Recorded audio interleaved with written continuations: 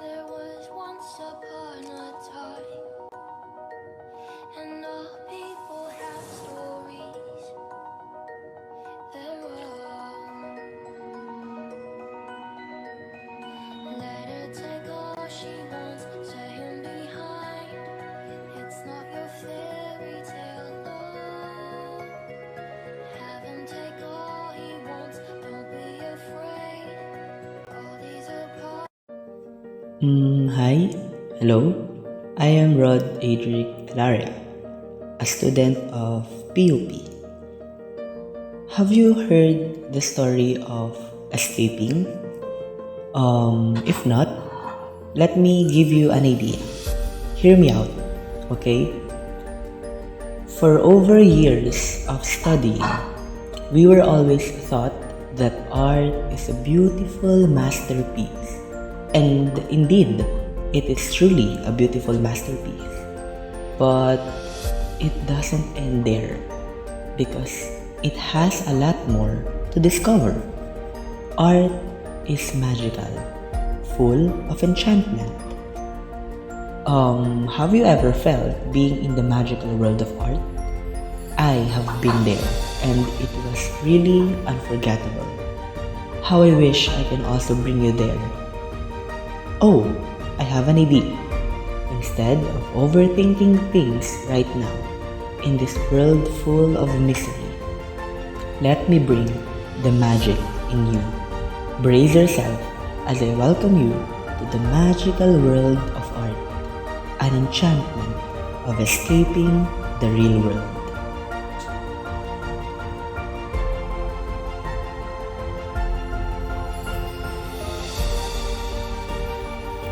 For today's journey, I will be needing some tour guides or my friends who will accompany us. They will let us feel how magical art can be. Have you heard of the Gestalt principle applied to visual arts? Alicia will explain that one. How about the perception and perspective? I promise it is very interesting and Jechielle will lead the way. Afterwards, the symbolic meaning will be discussed by Maya. And lastly, subliminal suggestion and escapism will be explained by me and Ian. I am pretty sure that like me, you can't even wait a minute to meet them. Again, for this moment, I want you to close your eyes and welcome to the magical world of art.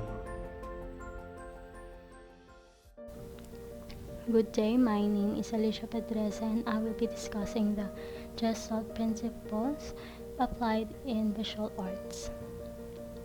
The human brain is exceptionally good at filling in the blanks in an image and creating a whole that is greater than the sum of its parts.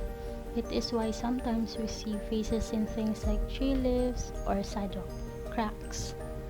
So just as psychology proposes a unique perspective on human perception, according to Gestalt psychologists, we don't just see the world, we actively interpret what we see depending on what we are expecting to see.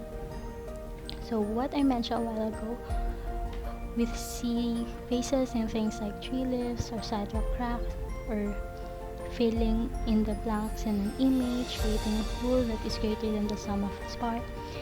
Those principles is one of the most important underlying ideas behind the Gestalt principles of visual perception. But before we proceed to those basic principles, let's discuss first who developed this. So this principle was provided by a group of researchers early in the 20th century known as Gestalt psychologists. So Gestalt is a German word meaning shape or form. So the principles were originally developed by Max Wertheimer, an Austro-Hungarian born psychologist, and were improved later by Wolfgang Kafka, and Wolfgang Metzger. So regardless of who first proposed the ideas, Gestalt theory is based on the idea that the human brain will attempt to simplify and organize complex images or design that consists of many elements by subconsciously arranging the parts into an organized system that creates a whole. rather than just a series of different elements. Our brain are built to see structure and patterns in order for us to better understand the environment that we are living in. Gestalt psychology encourages people to think outside of the box and look for patterns. In this lesson, we'll explore the basic principle of Gestalt psychology and the laws of the perceptual organization using examples.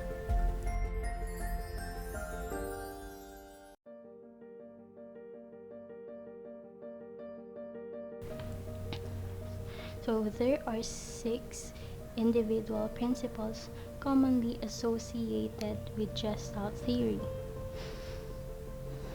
similarity, continuation, closure, proximity, figure ground, and symmetry and order. We'll tackle that one by one, but first let's talk about the figure ground principle. So the figure ground principle states that the people instinctively perceive objects as either being in the foreground or the background. So they either stand out prominently in the front, which is the figure, or recede in the back, which is the ground. So when people see a picture, one of the first thing they do is to determine which is the figure and which is the ground. So let's see some examples. We have 5 paintings here, and 3 of them is by Malevich. So the first painting, entitled Red Square. In this painting, you can clearly see the red square is the figure and the white which surrounds the red square is the background. So the title of the painting is about the figure. Next painting is Black Rectangle and Blue Triangle.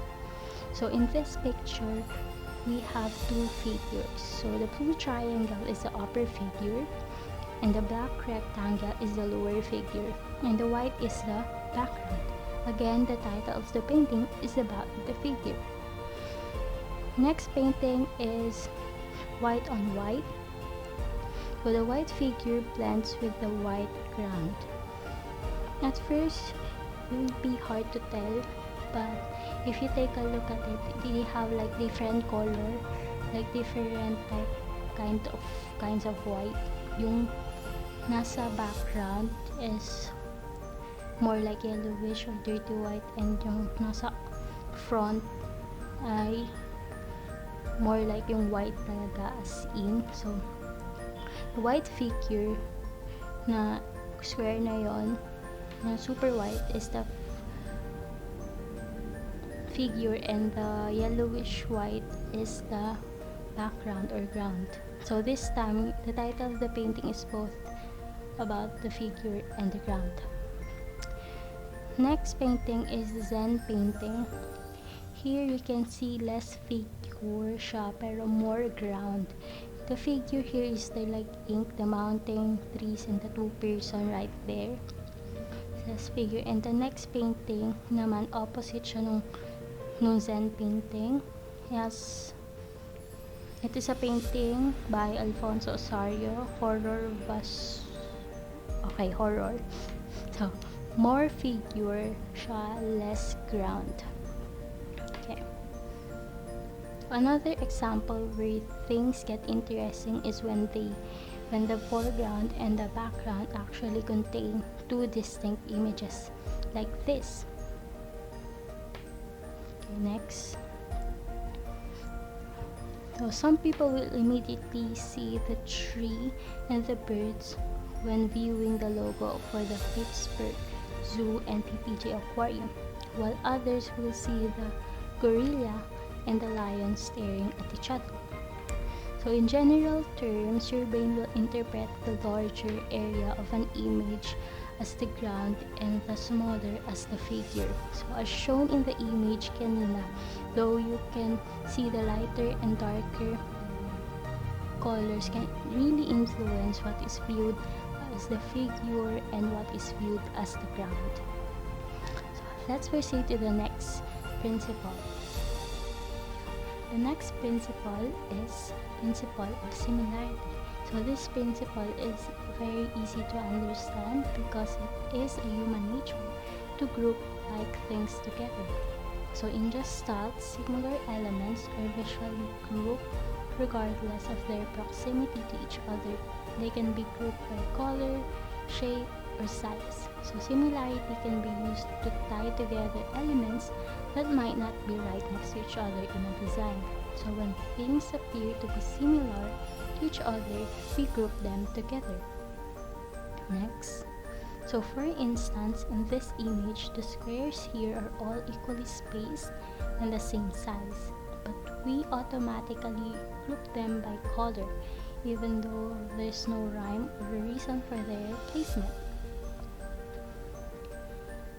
The next principle is the principle of proximity. So this states that things that are close together appear to be more related than things that are spaced farther apart.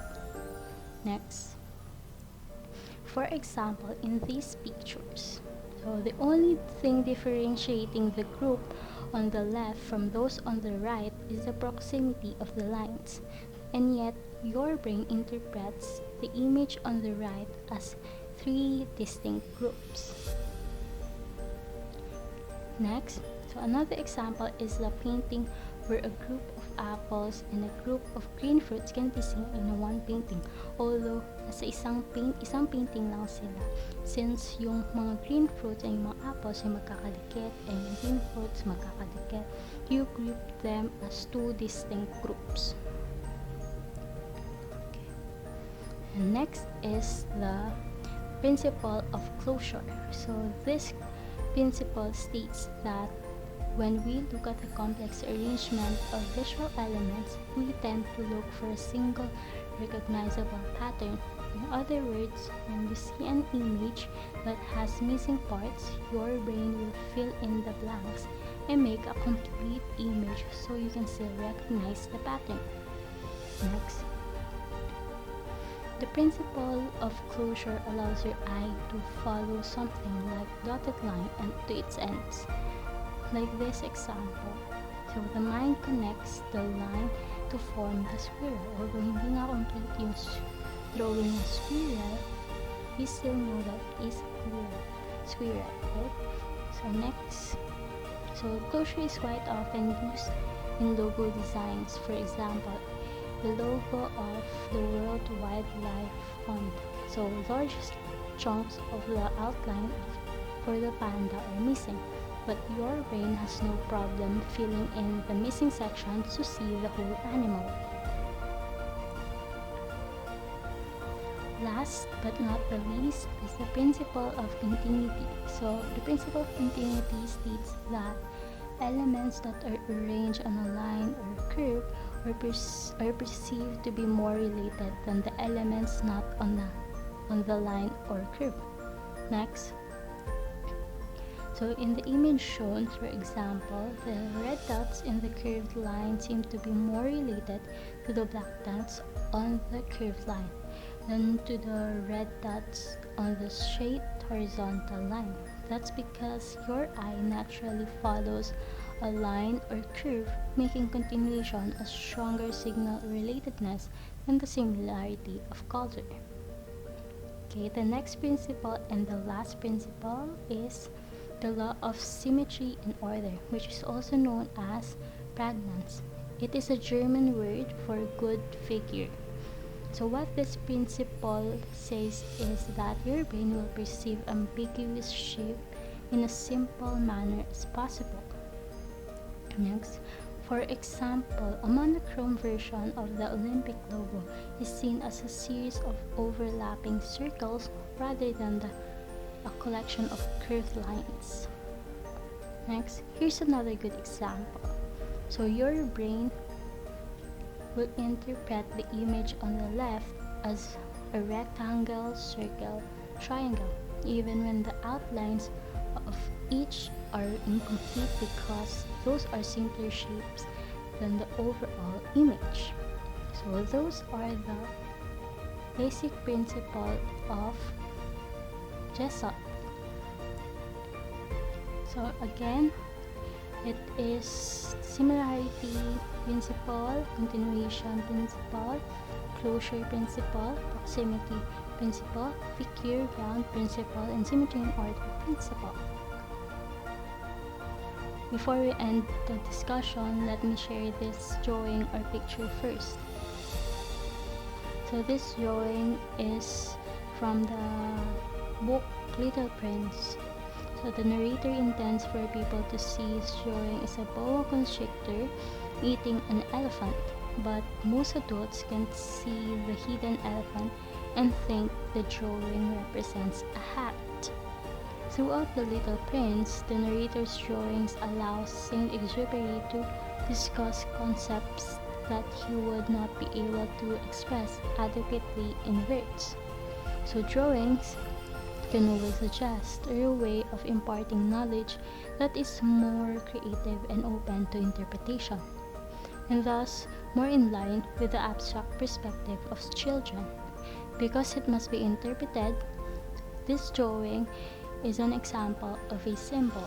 It is a picture of a hat that actually signifies a boa constrictor that has swallowed an elephant, but the viewer must have the imagination to spot the non-literal meaning.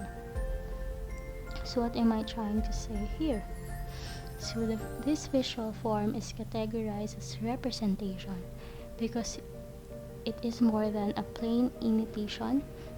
For others, it's just a hat, but for the author, it's a boa constrictor that has swallowed an elephant. So it literally represents the quote, "Don't judge a book by its cover." We have different ways to see things, so don't judge. So art can be thought of as a symbol of what it means to be human, manifested in physical form for others to see and interpret. They can serve as a symbol for something that is tangible, or for a thought, an emotion, a feeling, or a concept. Through peaceful means, it can convey the full spectrum of the human experience. So, in Just That Psychology, it helped introduce the idea that human perception is not just about seeing what is actually present in the world around us. It is heavily influenced by our motivations and expectations. Thank you, and now I will pass the time now to the next presenter, Jechielle Camba, to explain to us the topic about the perception of space. Thank you.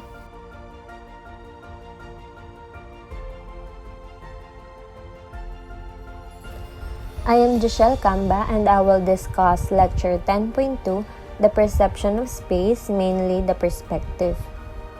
Next slide. Projection, also known as projection mapping, is like combining the classic art with the technology. It is the process of transporting the visual image of an object into the picture plane. And the best example to explain projection is through the projector. A projector is an optical gadget that projects a picture or moving image onto a surface, usually called a projection screen. Most projectors create a photo through projecting a bright light via small lens. Next.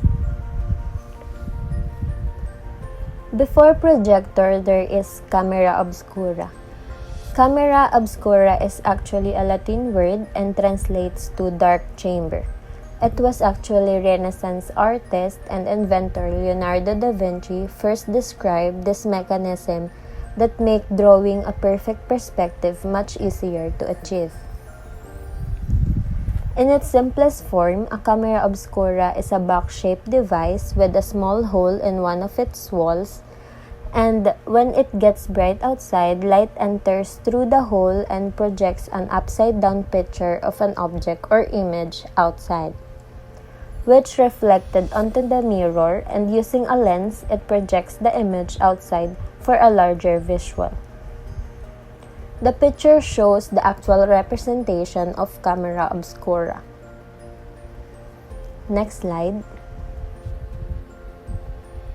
There are different kinds of projection. One of it is flat perspective. Next slide. This is an example of a flat perspective. A flat perspective is when you actually don't try any attempt at all to show perspective. All the shapes will be squares and rectangles, and all angles will be right angle. You can image it as positioning yourself directly in front of a box. The image you see was the plane, flat projection.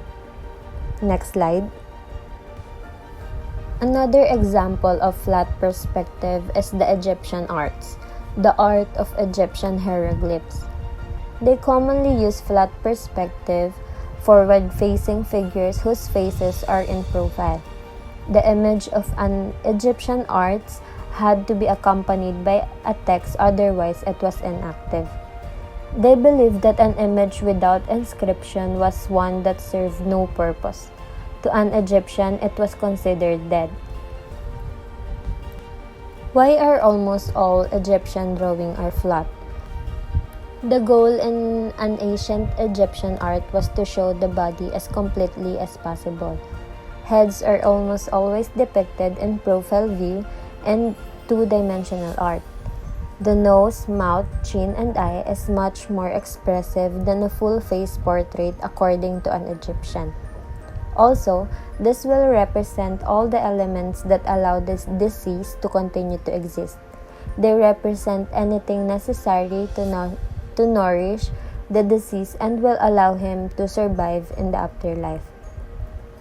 They were designed to last for eternity and were made according to strict guidelines. This system is applied to all Egyptian image and art. Next slide.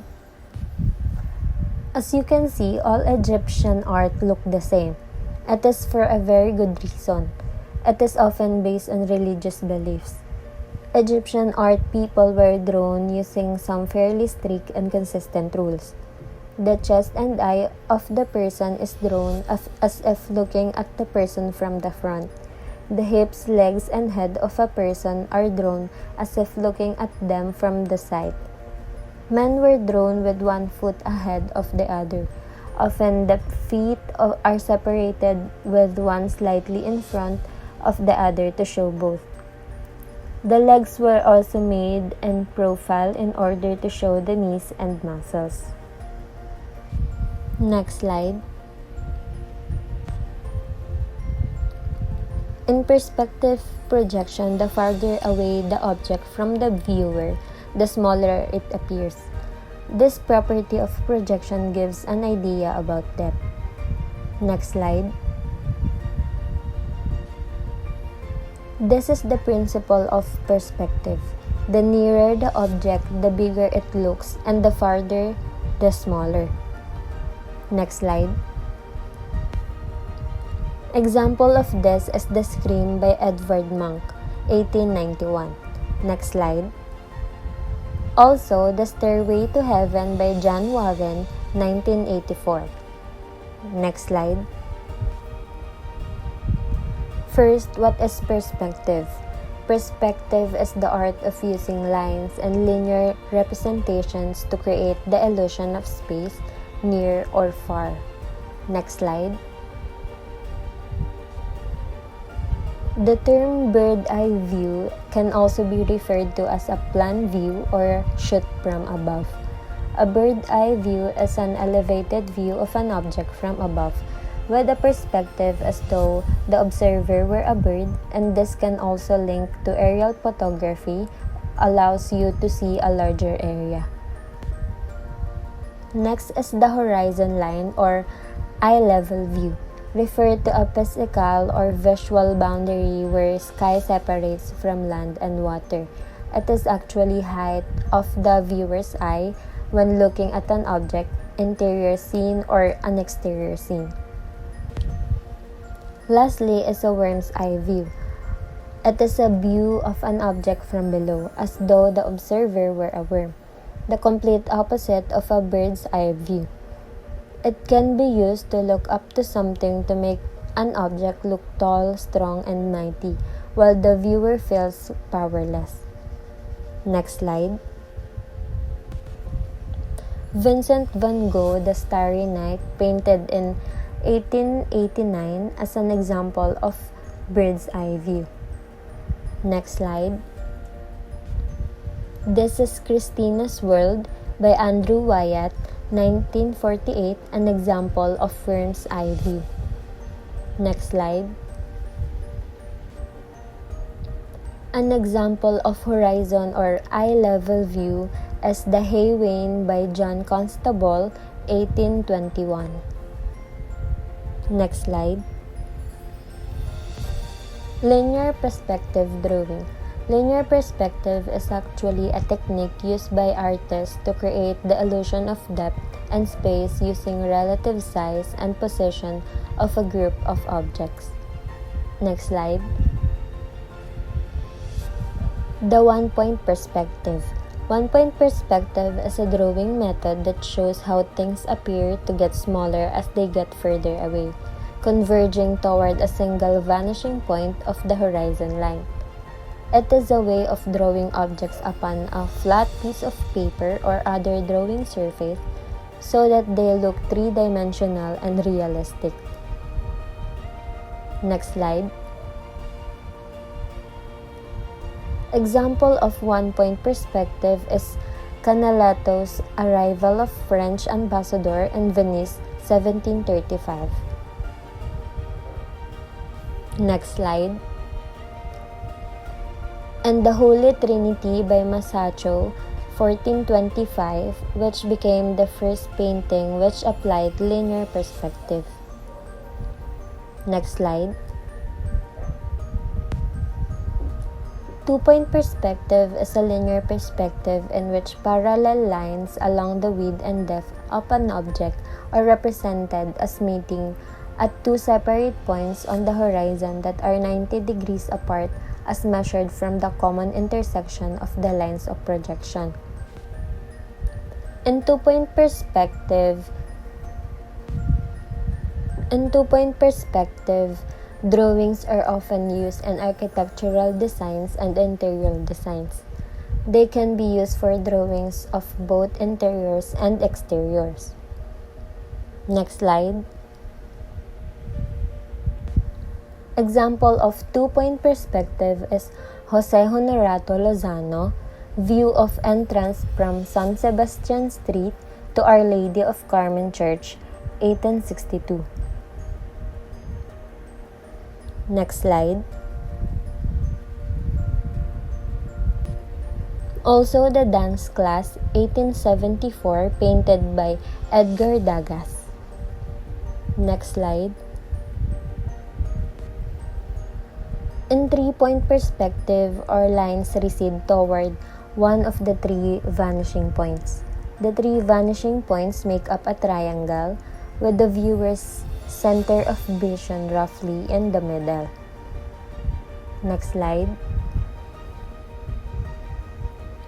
The Last Supper by Leonardo da Vinci as an example.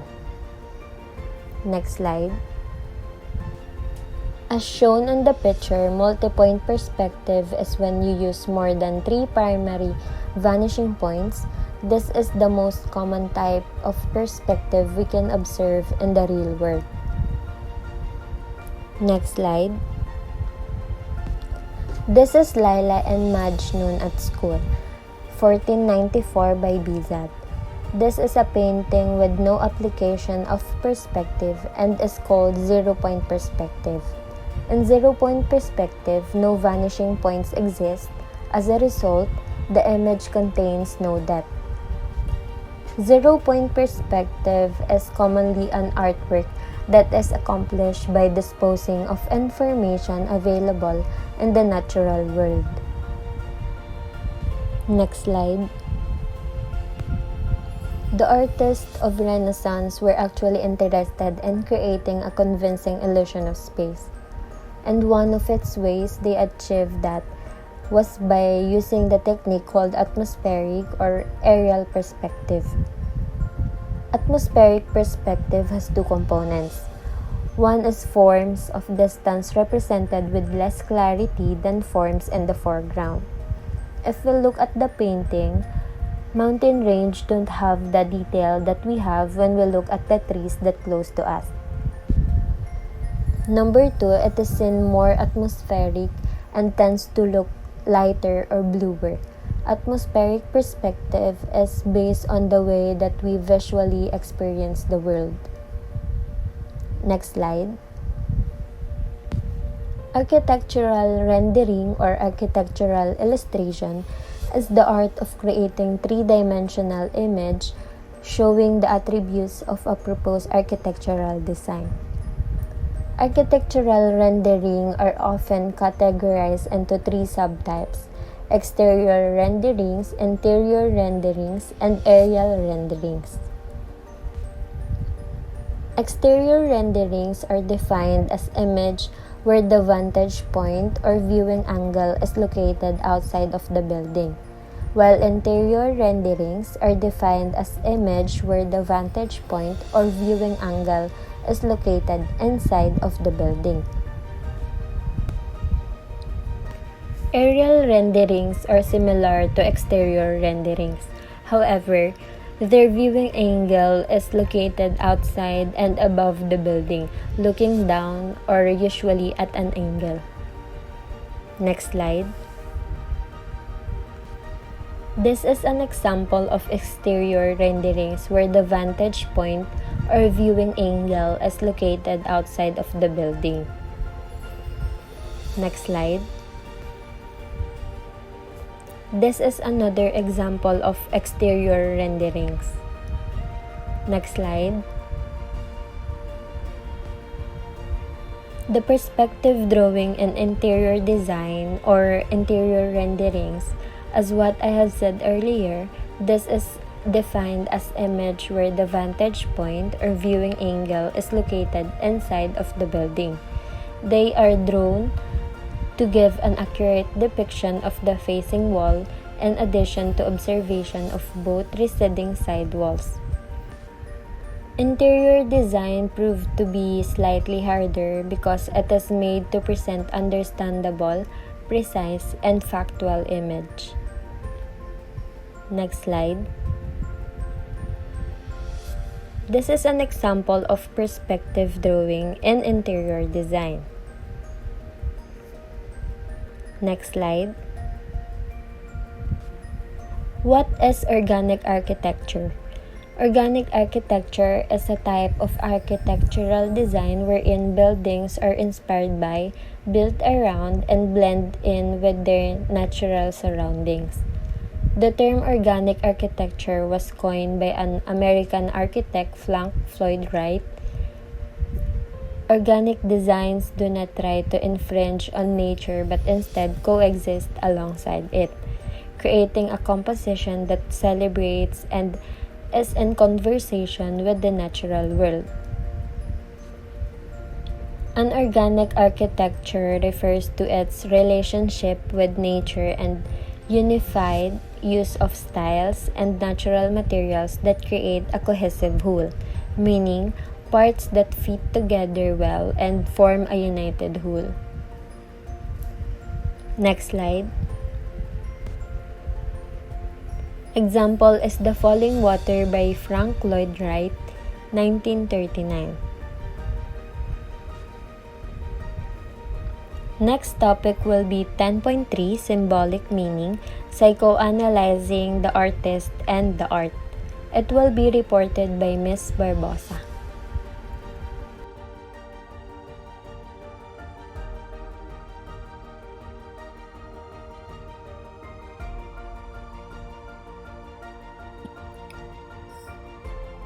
I'm Barbosa Rosemay, and I will be discussing the symbolic meaning, psychoanalyzing the artist and the art. So next slide po. So yan. Sigmund Freud was an Austrian neurologist who is perhaps most known as the founder of psychoanalysis. So brief meaning lang po ng psychoanalysis. Psychoanalysis is defined as a set of psychological theories and therapeutic methods which have their origin in the work and theories of Sigmund Freud. The primary assumptions of psychoanalysis is the belief that all people possess unconscious memories, thoughts, feelings, and desires. So let's move po to Carl Jung. So Carl Jung's theory is the collective consciousness. So he believed that human beings are connected to each other and their ancestors through a shared set of experience. So we use this collective consciousness to give meaning to the world. And also, he found the analytic psychology. So, ayan. Next slide po. Ayan, psychoanalytic theory of beauty. So, yung utak ng tao is like a plain canvas. We don't have idea sa reality ng mundo talaga. Nagkakaroon lang siya ng kulay or naiintindihan natin yung pagkakaiba-iba ng bagay depende sa adaptation natin sa environment. So, for example, iba ang kilos sa mga nakatira sa squatter area tsaka dun sa mga lumaki sa mga cities, subdivisions, mga village. So, yun. Also, yung perception ng tao is nagbabago siya depende sa gusto niyang makita o mangyari. So, for example, para sa akin, mahilig kasi ako sa mga black na damit. So, para sa akin is maganda yon kasi nagaganda ako sa black eh. Pero kapag sa iba na gusto yung colorful na mga kulay, napapangitan sila. So, yun yung perception ng tao na nagbabago talaga siya. Depende sa gusto mong makita. So, ayun. So, in short, we are the author and writer of our own story. So, nasa sa atin talaga kung paano natin siya isusulat. So, yun. Next slide po. Ayan. So, the perception of oneself is conditioned by the subconscious wish or desire to be beautiful. So, conscious mind is your awareness with yourself and the world around. It involves things that you are currently aware of and thinking about. While preconscious or subconscious mind is you are not presently aware of. So, for example po, you might not presently be thinking about how long you suffer or how you credibly achieve your goals in life when you are faced constant life's knockout and still manage to stand up and never give up. So, yun yung example. Next po, next slide. Thank you. So, definition of ugliness or trauma. So, perception of ugliness. Pag may nakita tayong pangyayari na pangit, nakakatrauma yun din. Kaya nagkakaroon talaga ng perception ng ugliness kasi nagkakaroon tayo ng trauma sa mga nangyari sa environment natin. So, for example, next slide, sorry. Ayan. Trauma in personal experience. So, for example po, na-trauma ka, galing ka sa broken family. So, if nagkaroon ka rin ng sarili mong family, may fear ka na or trauma ka na baka ganun din mangyari. So, talagang you will give your best na hindi ka magaya sa family mo, sa sarili mong family. So, ayan. So, sa next slide po is mapapakita yung traumatic experience through painting. So, next slide po. So, in this painting, The Dream, painted in the year of 1940. So, Frida Kahlo expressed her feeling and interception of death. So, according kasi sa mga opinions and reviews na nabasa ko, this drawing primarily signifies Kahlo injuries and illnesses. So, it also suggests that death is inevitable. And it is worth noting that Frida Kahlo stated that she never paints nightmares and dreams. Instead, she only paints her reality. So, in conclusion po, this drawing may depict life and death, but not in a morbid or dark meaning of death. So, ayan. Next slide. Ayan, punta naman tayo kay Salvador Dali. So, Salvador Domingo Felipe Jacinto Dali y Dominic was a Spanish surrealist artist renowned for his technical skill, precise draftsmanship, and the striking and bizarre images in his work, and also known for exploring subconscious image. So, yun. Next slide po. Ayan. So, itong painting is, mali lang nakalagay. The painting is called Les Sommel or Sleep. Ayan, mali lang yan. So, in 1937 po, Salvador Dali made the painting Sleep. So, a large and weirdly formed head, ayan, nakikita naman natin na, with no apparent body, dominates the now iconic artwork. So, the painting sleep focuses heavily on the subconscious mind. So there is a strong sense of vulnerability in this image, with the head supported by numerous scratches, as if it could fall down at any time and be lost in the dream world. So ayan, kita natin yan. Ayan. So next slide po. Ayan. This painting is about childhood memories naman. So I in the Village is a narrative self-portrait that depicts Mark Chagall's childhood in the Russian town of Vitebsk. So it is important to note that this image is a reflection of Mark Chagall's dreams and memories. So the fact that many of Chagall's paintings, including this one, contain motifs that are distinctive to Jewish folklore is also significant. So pinapakita lang dito sa painting na ito yung childhood memory ni Mark Chagall. So ayun po. So next slide po. Ayan. So Mark Chagall's first self-portrait or self-portrait with 7 fingers was created in 1912 to 1913. So it's an example of how artists can include personal meaning and history in their self-portraits. So kasi in self-portrait with 7 fingers, 2 landscape hover above the painter, his new home of Paris, and the memories of his childhood in Belarus. So yun yung nire-represent ng painting. So in self-portrait with 7 fingers, Chagall refers to the colorful Yiddish folk expression, or with all 7 fingers, meaning working as fast and as hard as possible. So that explains the extra fingers na nasa painting. Ayan. Ayan. So next slide po. Ayan. So eto, pinapakita lang yung self-portrait ni Leonardo, and it was painted on 1512. Ayan. So, yung second painting is a self-portrait and also attributed to Leonardo, and it was painted on 1506. Ayan. Pinapakita lang naman. So, next slide please. Ayan. So, ito na. Pumunta na tayo kay Leonardo da Vinci. So, Leonardo da Vinci, he was born on April 14th, 1452, and died on the 2nd of May, 1519.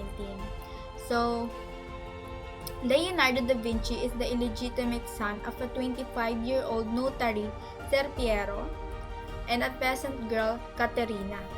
So, and it says here that Leonardo da Vinci was a repressed homosexual.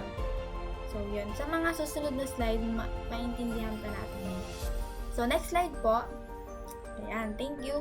So, we all know that Mona Lisa is a half-length portrait painting by the Italian artist Leonardo da Vinci himself. So, yeah, Mona Lisa has been described as the best known, the most visited, the most written about, the most sung about, and the most parodied work of art in the world. So, who was the model, diba? So, she is Madonna Lisa de Gherardini, wife of Francesco del Giocondo, and also Leonardo da Vinci himself. Ayan, may explain pa yan sa mga next slide. So, next slide po. Thank you. So, Lillian Schwartz used the works of Leonardo da Vinci extensively in experiments with computers. So, one notable work she created is Mona and Leo, for which she compared the image of a Leonardo da Vinci self-portrait with the Mona Lisa, matching the two faces feature by feature to show their underlying structural similarity. So, next slide po, para makita na natin. Ayan. So, ayan, makikita naman po natin na Lilia Schwartz replaced the right side of the Mona Lisa with the flip left side of a red chalk self-portrait of Leonardo. So, ayun po. And it says here that Mona Lisa is a self-portrait of Leonardo da Vinci himself, trying to realize subconsciously his desired personality as a woman. So, that explains po what I've said earlier, that Leonardo is a repressed homosexual. So, ayan. Next slide po. Thank you po. So, book written in 1910 by Sigmund Freud about his psychoanalysis of the sexual life of Leonardo da Vinci based on his paintings. So, also entitled A Psychosexual Study of Infantile Reminiscence. So, Leonardo da Vinci was a repressed homosexual. So, pinapakita nandito na yung Leonardo da Vinci and a Memory of His Childhood is a 1910 essay by Sigmund Freud about Leonardo da Vinci. And ayon, it consists of a psychoanalytic study of Leonardo's life based on his paintings. So, sa book na yan, mas napatunayan na si Leonardo da Vinci ay isang homosexual po. So, next slide po. Ayan, thank you. So, he was believed that he's gay, so he never married, never did he have children, and also he didn't have a female company in the industry. So, yon. Next slide. Ayan. Thank you po. So, Leonardo despised the sex acts by man and woman for reproduction. So, the act of procreation and everything that has any relation to it is so disgusting that human beings would soon die out of it. Were not a traditional custom and if there were no pretty faces and sensuous dispositions. So, ayon, as per my understanding po, Leonardo doesn't believe sex is for procreation or reproduction between man and woman, and it has something to do with his sort of male sexuality.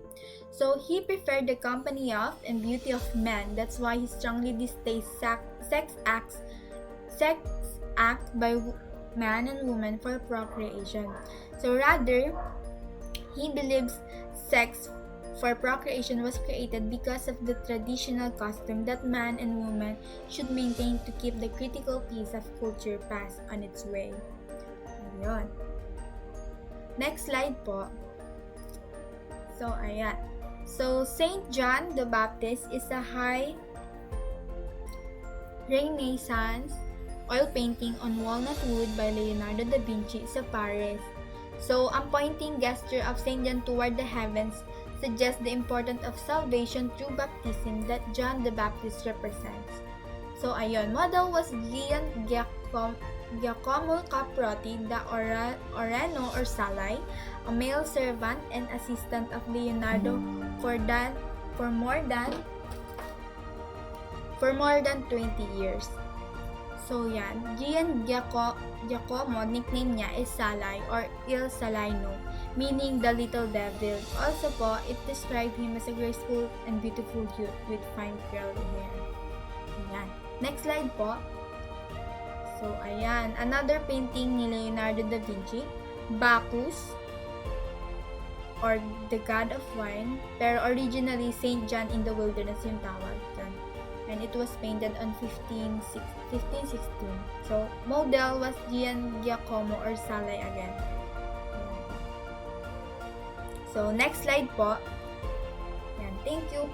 So, on April 9, 1476, a week before his 23rd birthday, Leonardo along with the 3 other young men were anonymously accused of committing sodomy with a 17-year-old male prostitute named Jacopo Saltarelli. So ayun, luckily for Leonardo, one of the other accused had a connection with the powerful Medici, or Medici is an art-loving family of wealthy bankers. So they were all let off under the condition that no further accusations are made. So, pero a few weeks later, another anonymous complaint na naman was lodged against the 4, again in connection with Saltarelli. Pero no witnesses came forward. So, ayun, the case was dropped for good. Ayan. Next slide po. Ayan, thank you. So, most painting attributed to Leonardo are of women, or 24 women paintings out of total of 41 paintings. So, Da Vinci's female representation instead was the first one to study the personality, character, individuality of men. So he demonstrated how they were not just symbols of beauty, but also human beings. Ayun, thank you. So, next slide po. Ayan. So, etong painting na Virgin and the Child with Saint Anne ay isa sa naging example ni Sigmund Freud na subjected daw sa psychoanalysis ni Leonardo. So next po. Yan, next slide. Yan. So ayan, something interesting about one of the sketches in the painting is that it is the area of the actual painting that Sigmund Freud thought Leonardo subconsciously painted the outline of a vulture. Ayan, makikita naman natin yung vulture na figure dyan. So, yung vulture kasi was supposed to represent his mother because the vulture represent his mother's nipple, and it also represented in Egyptian hieroglyphs as being mothers. So, next slide po. Ayan. Egyptian mythology, Mother Goddess Mot, Queen of the Goddesses and the Lady of Heaven, hieroglyphic. So, yan yung sinabi ko kanina. Mother. Mot wears a vulture headdress whose extension looks like the male phallus. So, ayun na po, as I said earlier, nire-represent ng vulture ang Egyptian hieroglyphs as being mothers. So, yan po. Next slide po. So, ayan. So, may sinabi lang si Leonardo about this painting na it seems that I should occupy myself with the vulture. I remember when I was still in the cradle, a vulture came down to me. It opened my mouth with its tail and struck me with the tail against my lips. So, yun. Ma-explain naman yan in the next slide. So, next slide po. Yan. Thank you po. So, may explanation si Sigmund Freud sa painting Virgin and the Child with Saint Anne. So, eto po. The tail of a vulture forcing itself inside the mouth of the baby Leonardo, represented in the painting as the baby Jesus, is equivalent to our idea of fellatio. So, fellatio means the oral stimulation of a man's penis. So, ayun po. Therefore, Leonardo's fantasy about vulture and its occurrence in his painting is an indication of his repressed homosexuality manifested during infancy. So, this explains po the painting na Leonardo is a repressed homosexual. Ayun po. So, to conclude po, lahat ng pinakitang art dito is called surrealism. So, surrealism aspires to transform human experience. It strikes a balance between a rational view of life and one that acknowledges the unconscious and dreams power. So, the artists of the movement find magic and peculiar beauty in the unexpected and weird, the overlooked, and the unusual. So, art offers significance to our lives and aids in our understanding of the world around us. So, it is important aspect of our culture since it allows us to gain a better knowledge of our emotions, as well as our self-awareness and openness to new ideas and experiences. So, that's all po. Thank you so much. Mr. Christian Benedict Marzan, the next reporter, please. Thank you.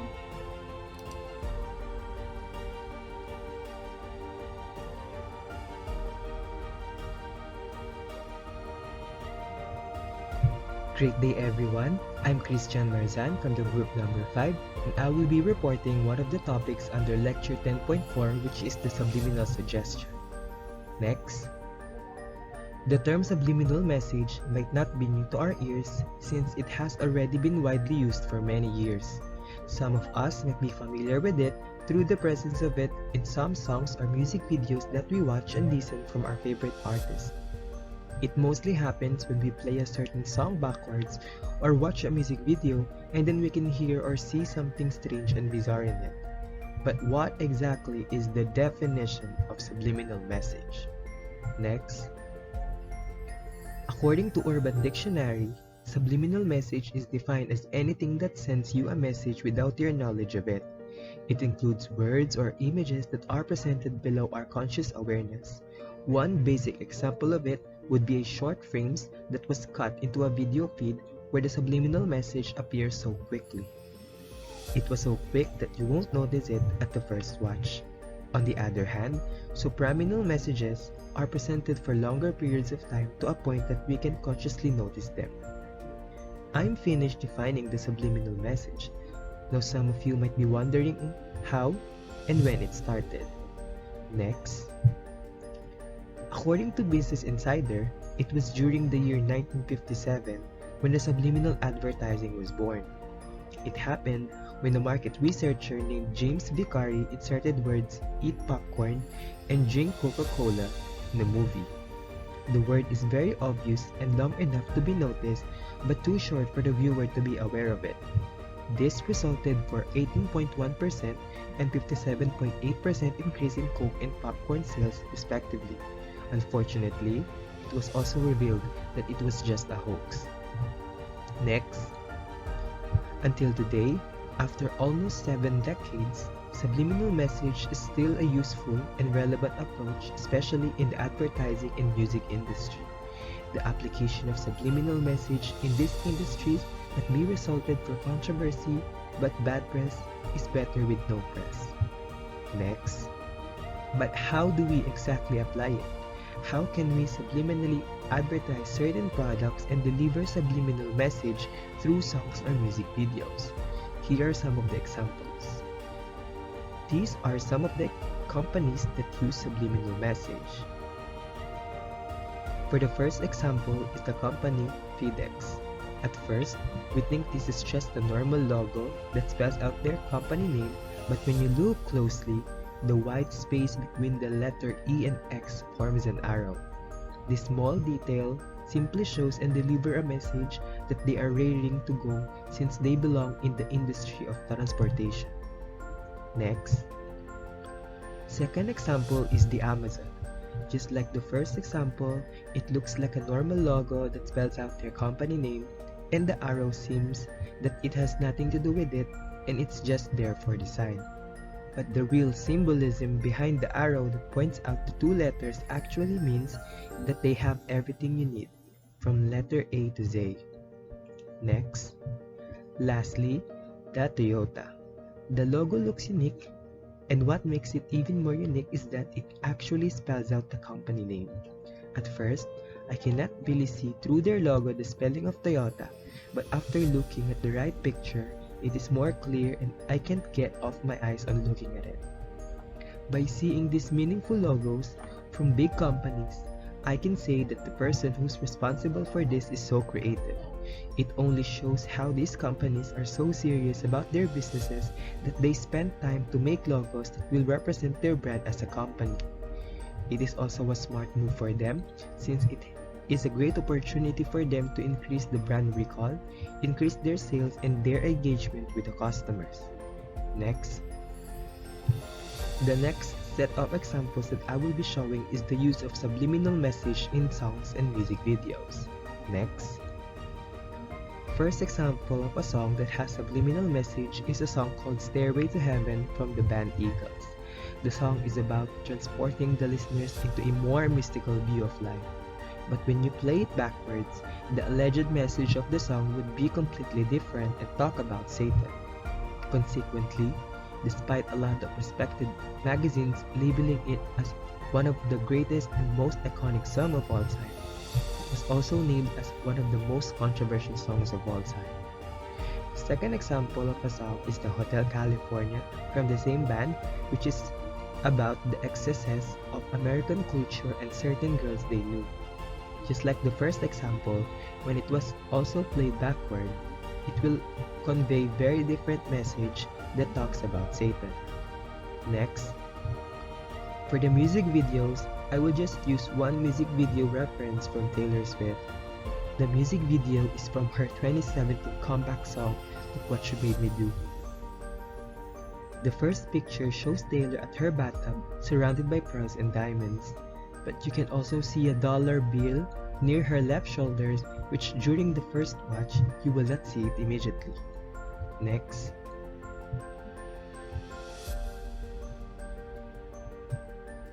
It started when a DJ claimed that she had him wrongfully terminated following an incident happened during 2013 meet and greet. Taylor countersued the DJ for battery and sexual assault for a symbolic $1 in damages. What happened to Taylor should not happen to other people, but unfortunately, it's still happening. Her public fight is a reminder for every woman out there to be courageous and speak up for themselves. Next. Next picture is from the car crash scene. It looks like a normal picture of Taylor holding one of her Grammy, but it is actually a diss scene targeted to Katy Perry, who, at one point of their time, had beef. Taylor's hair in this scene is different than her long, curly, usual hair because Taylor was trying to look like Katy Perry, who has short hair during that time. On the other hand, the Grammy that she holds represents Katy having 0 Grammy wins.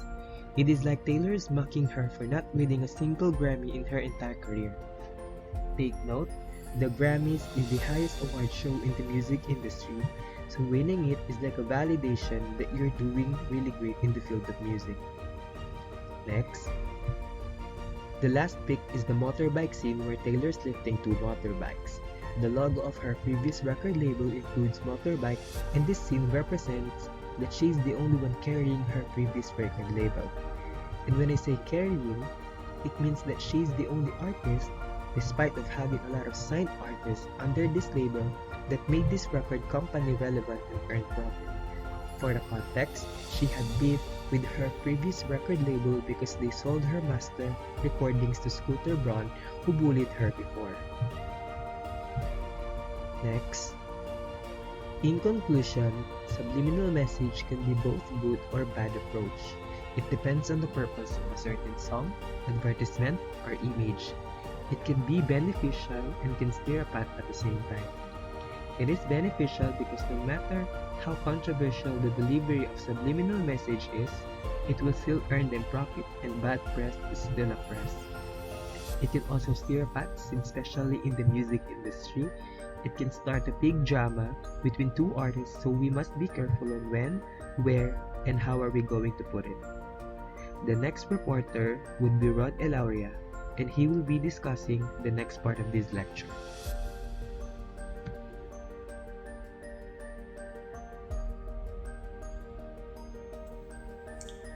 Good day to all of you. I am Aderick Elauria, and for today, I will be talking and sharing about escapism in art and music. As we all know, music is considered as an art and a masterpiece created by artists, singers, and even composers. But did you know that music is way more than that? It is so magical and powerful to the extent that it can welcome us in a different dimension or place. It can even help us escape the cruelty and misery of life. Next. Before anything else, I would like to show you all of these. Are all of these familiar to you? Do you imagine yourself being that person in the picture? Have you ever felt what the character in the image is feeling at that moment? Most of the time, when we want to be alone, when we do our schoolwork, when we ride in the jeepney or in our car, and even when we just want to spend our spare time looking at something, we tend to grab our earphones or headphones, put it in our ear, pick the music we want to, and surprisingly, enter a new world. That's so magical, right? Music is so powerful that it can change our mood and help us realize impossible things. It seems like we are escaping the reality, and there are situations where we became someone else, or usually the singer of the song we are listening. Next.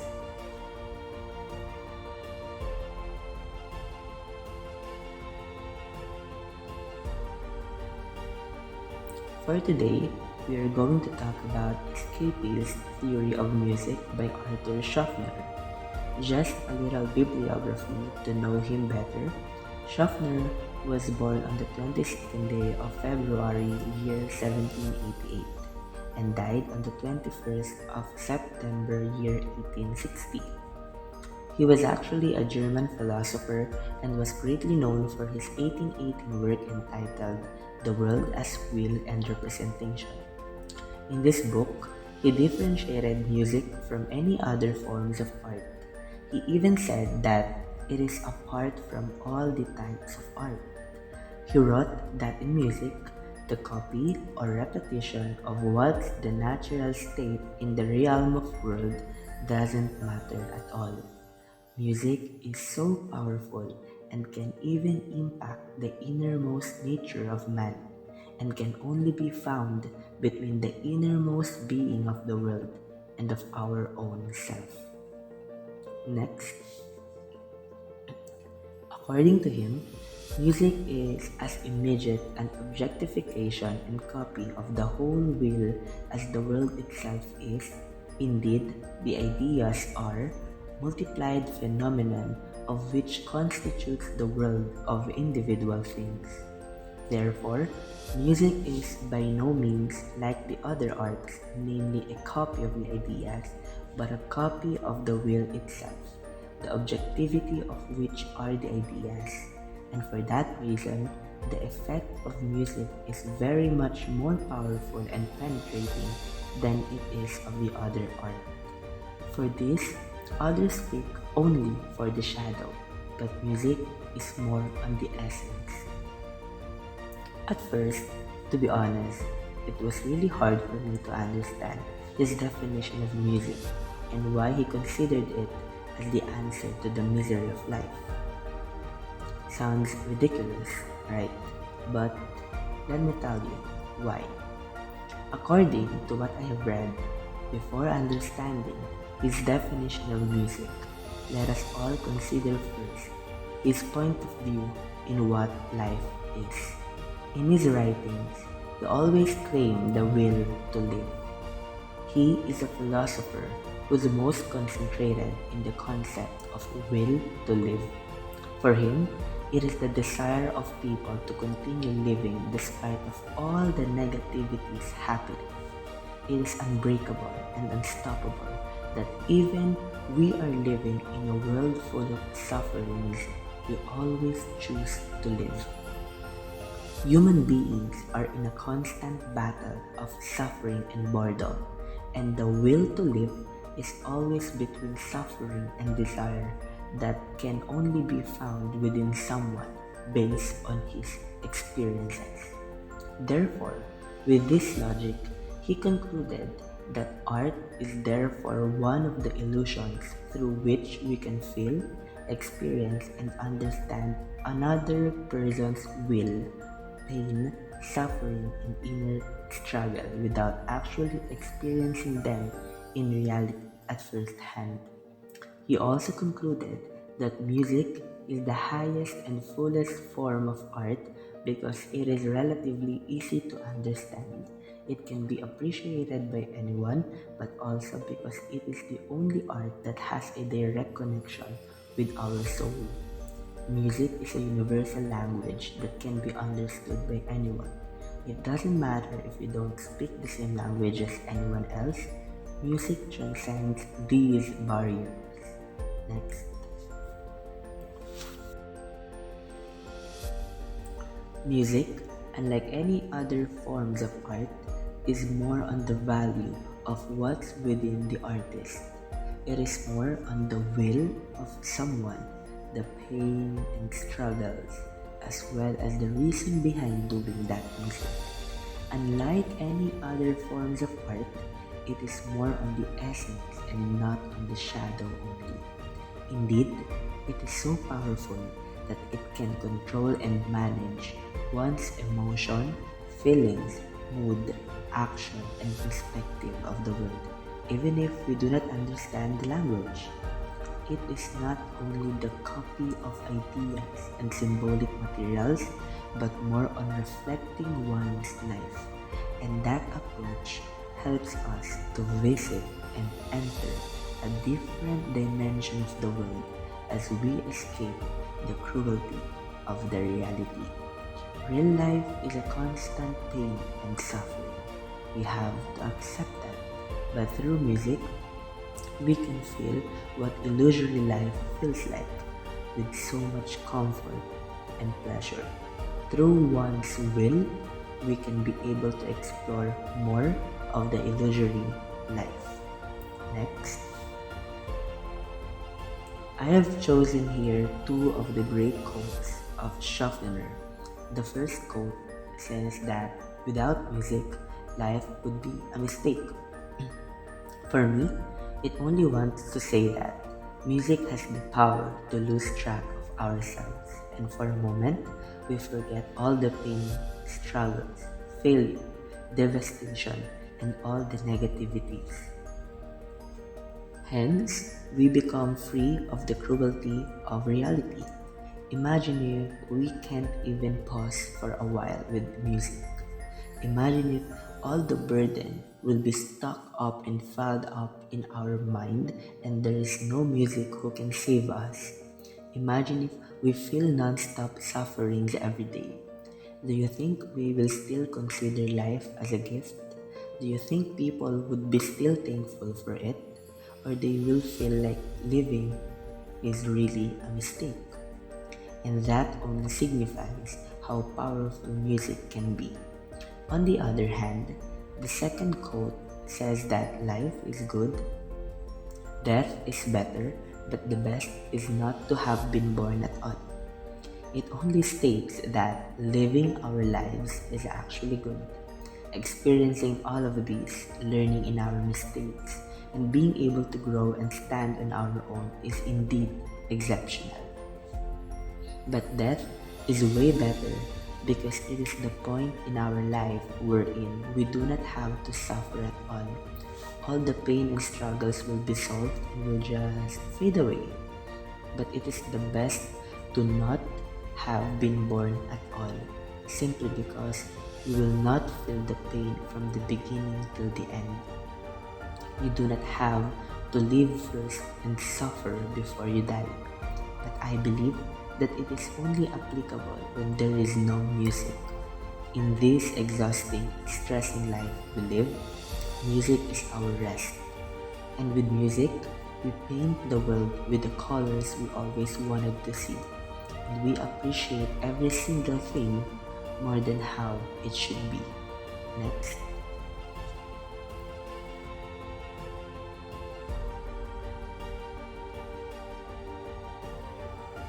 Art is indeed magical, and that is one of the greatest lessons we have learned in this chapter. Through art, we can see things in different dimensions. We can create symbolic approaches based on our perspective. We have our own definition of beauty based on how the society molded us. And we can even escape the reality of the world through music and art. As we talk about the chapters and lessons a while ago, we just entered the magical world of art. Next.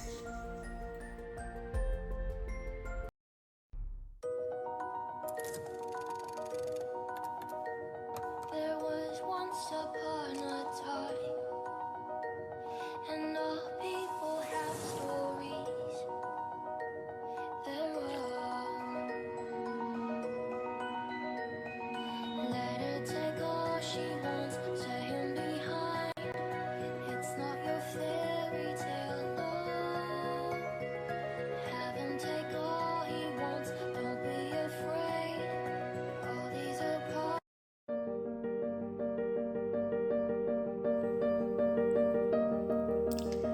Truly, art is powerful and magical as well. It is not as simple as viewing it. It is way, way, way more than a piece of canvas, paper, pen, paint, or anything. It can bring you everywhere you wanted to and even escape the cruelty of the world. It is a place people do not want to live once entering. I had so much fun visiting it with you, and I do hope you actually feel the same. Our journey to that paradise is truly exceptional. Art is really magical, nostalgic, and a way to realize things deeper and beyond horizon. Before we leave each other, let me remind you one thing. The true magic relies in you. You can actually enter the magical world of art once you knew what's within you. Thank you.